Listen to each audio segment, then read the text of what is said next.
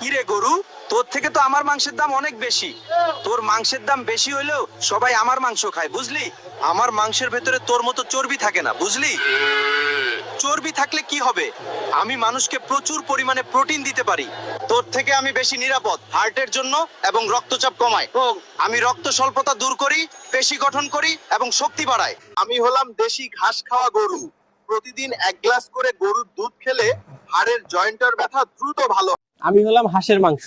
আমাকে রান্নার সময় আদা বেশি এবং রসুন কম দিবেন, এতে করে আমার আসল স্বাদ ও মজা পাবেন। আমি হলাম ডিম রে, আমাকে ভালোভাবে সিদ্ধ করে খাবেন, অল্প সিদ্ধ করে খেলে আপনার পেট খারাপ হতে পারে রে। আমি হলাম মাছ রে, আমাকে রান্না করার সময় ভুলেও আদা দিবেন না রে, শুধু রসুন ও পেঁয়াজ দিয়ে রান্না করুন আর দেখুন কত মজা হয় রে। কিরে মটকা তরমুজ, তোকে মানুষ কেন খায় বুঝি না। আরে ভাই, সামনে রোজা, তোর থেকে আমাকে বেশি খাবে সবাই। আমার ভেতরে অনেক ভিটামিন সি আছে, তোর ভেতরে কিছু নাই। আমি গরমের সময় মানুষের শরীর ঠান্ডা রাখি। আমি মানুষের চেহারা সুন্দর করি, হজমে সাহায্য করি, হার্টের জন্য উপকারী।